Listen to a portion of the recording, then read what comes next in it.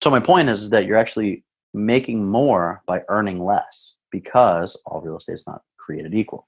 So really big to understand that making money is great, keeping your money is even better, and you can make less and keep more in your pocket and grow that tax-free long term if you have the right tax strategies in it.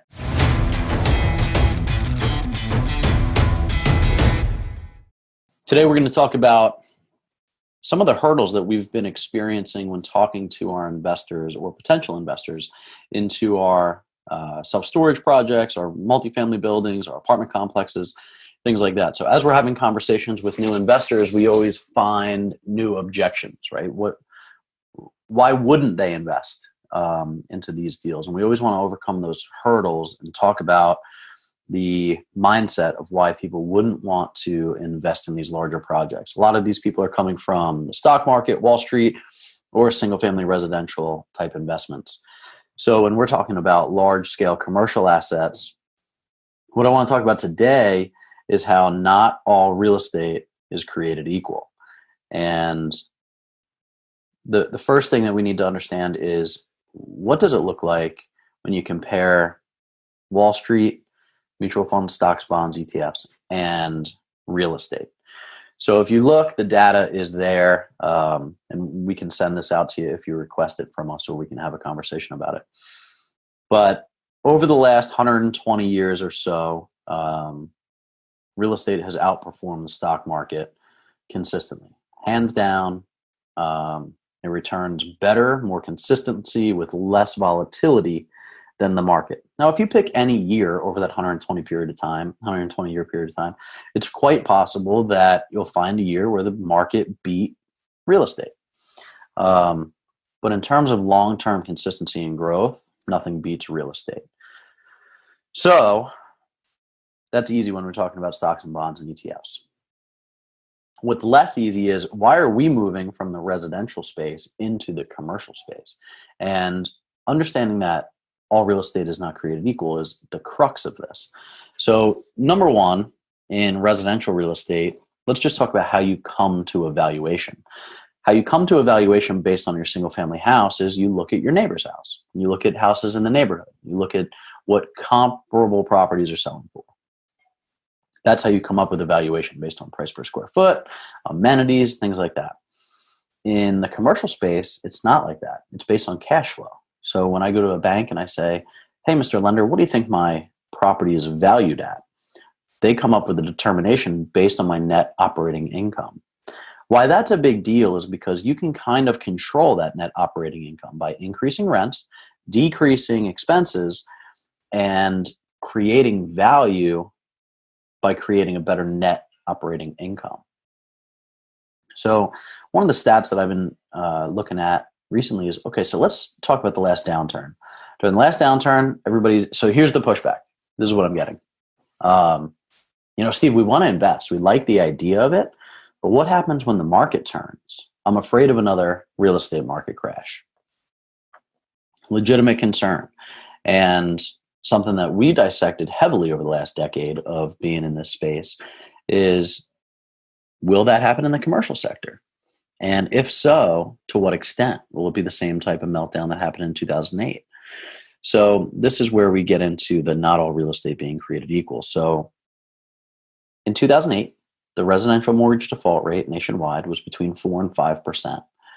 And the multifamily apartment building default rate was 0.4%, while the self-storage facilities were at 0.04%. So self-storage was actually the only asset class to increase in value during the last downturn. Why? People were losing their houses. They needed a place to put their stuff. They were downsizing, so they needed a place to put their stuff. So storage actually does pretty well in a recession. The multifamily deals, depending on what they are, and asset classes that we're buying are Class B and C assets. What that means is we're not buying Class A, high amenity rich, high-end towers that are, all glass fronted, and, those types of very high-end multifamily complexes. They have some more volatility because when the market turns, those people move out. They go to look for more affordable housing. So we're looking for very worker friendly, blue collar friendly multifamily complexes. When the market's really good, the people that are in the D assets, they move into the C assets, right? They're moving up in the world. They're paying their bills and they're getting into nicer complexes. When the market dips, the B asset people are moving into the C assets. So we like to pick where the most absorption is and where the occupancy rates tend to be the highest. And again, based on cash flow. So when we buy a building, we're not buying a vacant building. We're buying a building that has cash flow.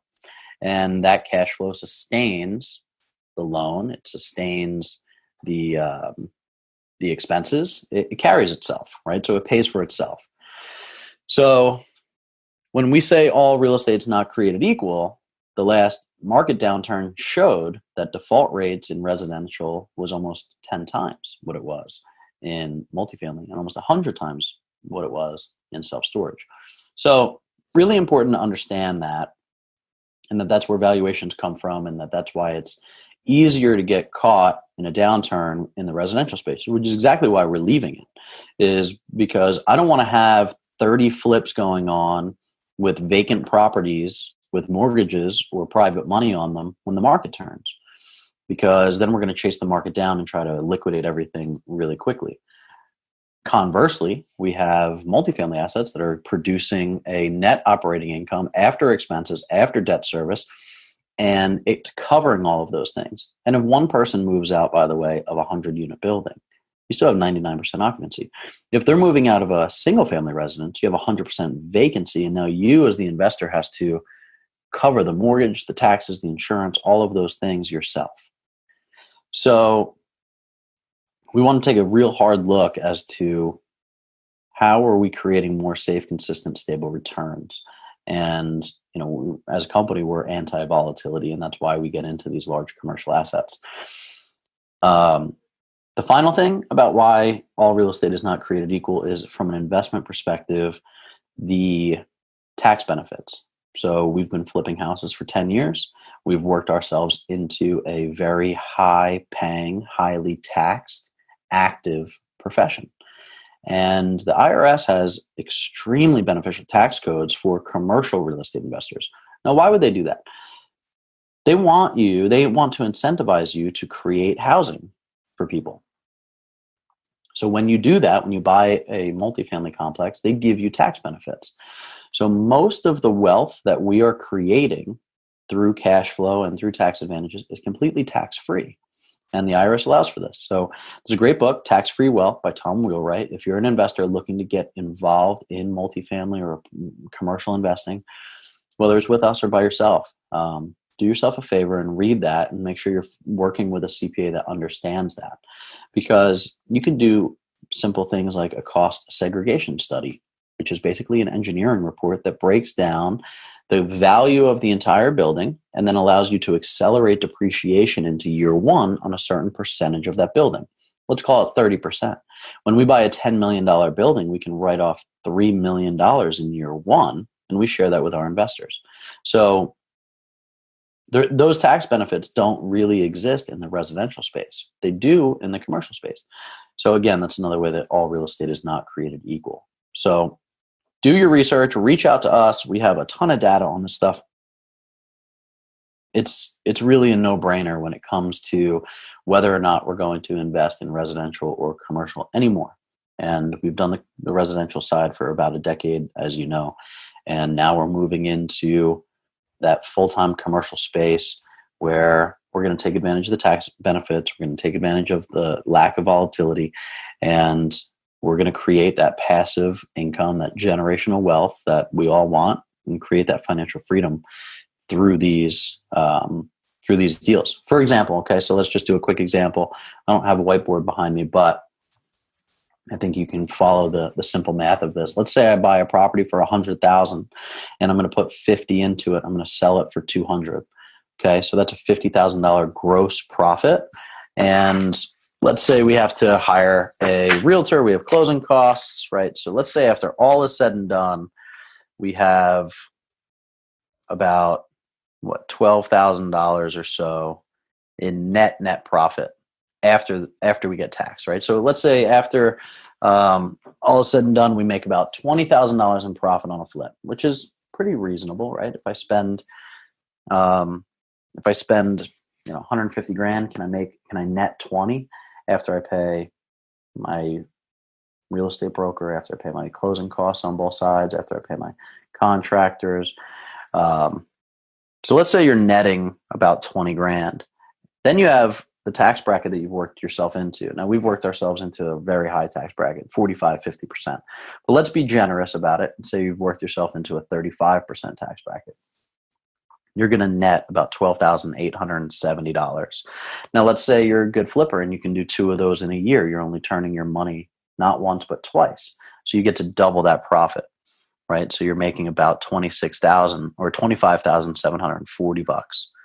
Now, that same investment invested into a deal that you're earning, let's say, a 12% return on over a 5-year period of time, you're making $26,000. So you're making about $1,000 more per year. It's 100% passive, 100% hands off, and it's 100% tax free. I'm not an accountant. Contact your CPA, but the IRS, for me, it's going to be tax free. Your own tax situation will dictate whether or not that's true, and we can refer you to some great CPAs that can talk to you about this. So my point is that you're actually making more by earning less, because all real estate is not created equal. So really big to understand that making money is great, keeping your money is even better, and you can make less and keep more in your pocket and grow that tax-free long term if you have the right tax strategies in it.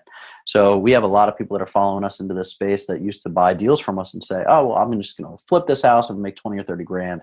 And they're recognizing that by putting that cash into a passive income investment, they get the tax benefits of it. And it's completely hands off. They're not getting called in the middle of the night because the tile guy didn't show up, or the plumber busted a pipe, or the AC condenser isn't working, or whatever the case may be that we found ourselves in the residential space. So the tax benefits that work in conjunction with commercial real estate far outweigh the benefits of the residential space. So hope that's helpful. Reach out to us, Stephen at integrityhg.com. You can go to our website, integrityhg.com. Check us out on our podcast, Free from Wall Street. And we will talk to you guys soon.